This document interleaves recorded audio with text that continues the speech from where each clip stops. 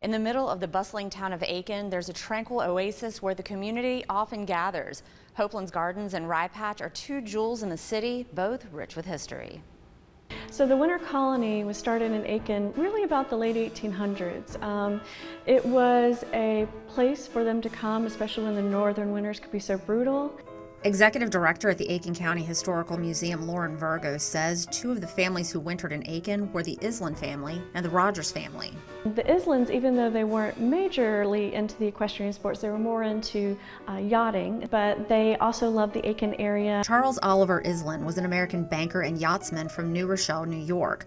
A trustee of Friends of Hopelands and Rye Patch, Lil Brannon, tells me Oliver lived a life of privilege. And he inherited great wealth. And he decided that he had been, he had inherited all this money, that he was just going to be a gentleman. In 1894, after the death of his first wife, 40-year-old Oliver married 26-year-old heiress Hope Goddard, which Brannon says was big news at the time.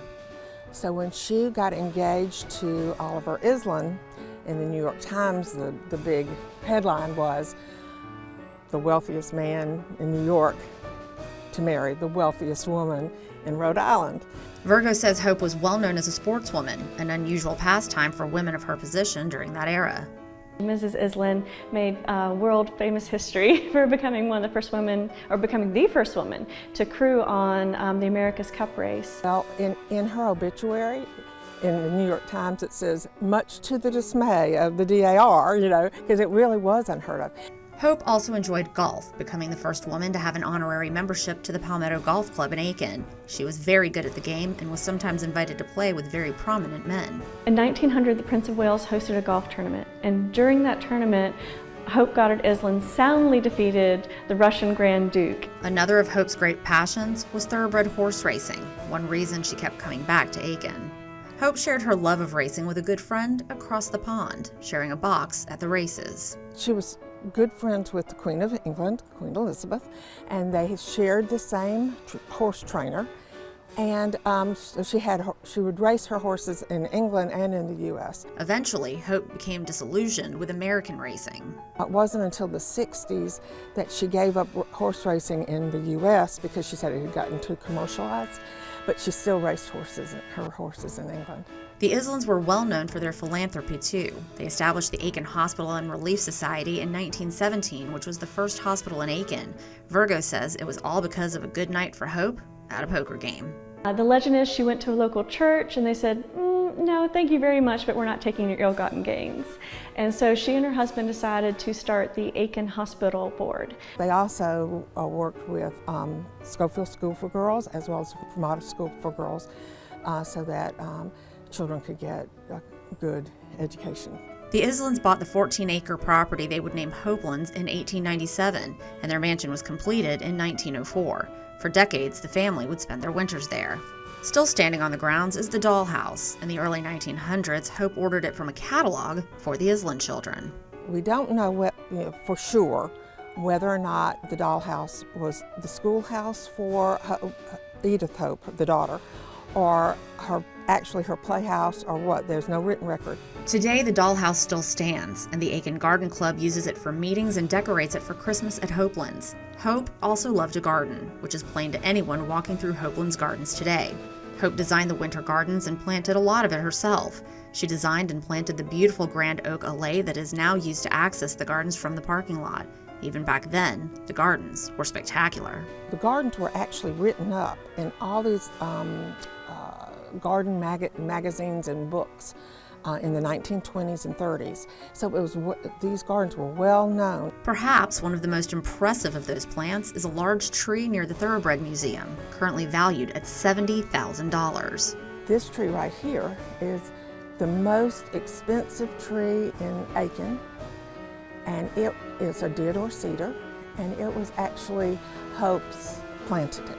The property stayed in the Island family until Hope's death in 1970. When she died, she left Hopelands to the state of South Carolina for public use. Her wishes were to maintain the gardens. The house didn't matter as much as the gardens. There were specifications in the will as to how the land was to be used and how it was not to be used. And so it's one of those things where they didn't want loud parties, they didn't want a circus-like atmosphere to go on. In September of 1970, the Aiken City Council began considering a request to the estate that the land be deeded to Aiken. Friends of Hopelands and Rye Patch trustee Anna Dangerfield says it was quite the controversy. This was 14 acres of unendowed property. No money came with this. And the gardens were overgrown, the house, a beautiful winter colony mansion at one time, but it was dilapidated. Ceilings were falling in. So the people of Aiken really did not want, some of them did not want this property. Neighbors of the property were concerned about possible unsavory activities going on if the property were to become public. But Dangerfield says that Mayor Odell Weeks and City Manager Roland Wyndham had a vision and took it to the council for a vote. At the City Council, there was a straw vote before the official vote. It was a tie, 3-3. Mayor Weeks had to break the tie, so it was 4-3. There must have been some persuasive conversation before the official vote, because when the official vote was taken, it was unanimous. Despite concerns of the citizens of Aiken, in November of 1970, the city of Aiken took ownership of the 14-acre Hopelands. They demolished the house, leaving the dollhouse and the carriage house standing. The city hired Robert Marvin to design the landscape of the newly minted Hopelands Gardens. Marvin created his design around Hope's vision and wishes for the garden. And she wanted it to remain a peaceful place for reflection. Part of the history of Hopelands Gardens includes the adjacent 10-acre property called Rye Patch. Rye Patch was built in the late 1800s. It was a bed and breakfast for people who came down here to buy polo ponies. And so in 1937, Dorothy Knox Goodyear Rogers and her husband, Edmund Pendleton Rogers, purchased the estate of Rye Patch. In 1931, after being left a widow with 4 children, Dorothy, known as Dot, married Edmund Rogers, a widower with 2 children of his own.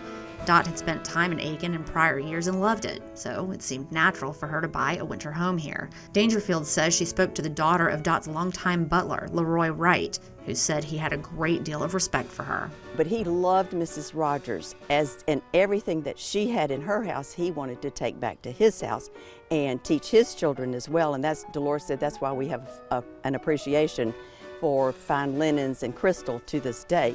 Like many other wealthy members of the winter colony, Dot entertained celebrities. One notable one was famous crooner Bing Crosby. We have this great picture of her that was taken at the Palmetto Golf Club, and it's her and it's Bing Crosby standing side by side. And of course, Bing has other stories related to Aiken as well. Supposedly, the legend is he tried to get into the choir to sing at one of the local churches, and the nun there had no idea who Bing Crosby was and promptly told him to leave the choir loft. When Dot died in 1980, she left Rye Patch to her children, who deeded it to the city of Aiken. It is still an entertainment venue for weddings and events, and is a part of the annual Christmas at Hopelands. Hopelands Gardens and Rye Patch are supported by Friends of Hopelands and Rye Patch. The organization was formed in 1971, primarily by Mayor Weeks, to preserve, maintain, and develop Hopelands Gardens. They drew from all aspects of the community, of the citizens of Aiken, formed a 40-person board, and it was named the Friends of Hopelands. When Rye Patch was deeded to the city in the 80s, the Friends took on the care of that property as well. Over the years, the Friends have donated more than $1.7 million for the upkeep of those combined 24 acres. One of the biggest events to take place at Hopelands Gardens and Rye Patch each year is Christmas at Hopelands. It started in 1992 by former City of Aiken program coordinator Michaela Burley as an event for a senior adults group. So each year we would go out, find a place that had Christmas lights, whether it was drive-through or walk-through, and on one of those trips, one of the participants in the group said, "Hey, wouldn't it be nice if we had a place like this in Aiken?" Burley agreed and thought Hopelands Gardens would be the perfect place for the event. Burley said she had to get creative to come up with those first displays. So my husband and I had created the first displays using chicken wire and PVC, wrapping lights around it, and the senior adults baked the cookies for the refreshments and came in and made all the hot chocolate and gave those away. Eventually, Rye Patch was included, and now people can enjoy 2 miles of lights, live entertainment, and s'mores and hot chocolate. This year is the 32nd annual Christmas at Hopelands, and Burley tells me it has become a family tradition for many. It brings people together at night, and they're passing old neighbors and old friends, and so it's a place for them to come, see people, enjoy the lights, and just spend time with family. That's just part of your hometown history. Kim Vickers, WJBF News Channel 6.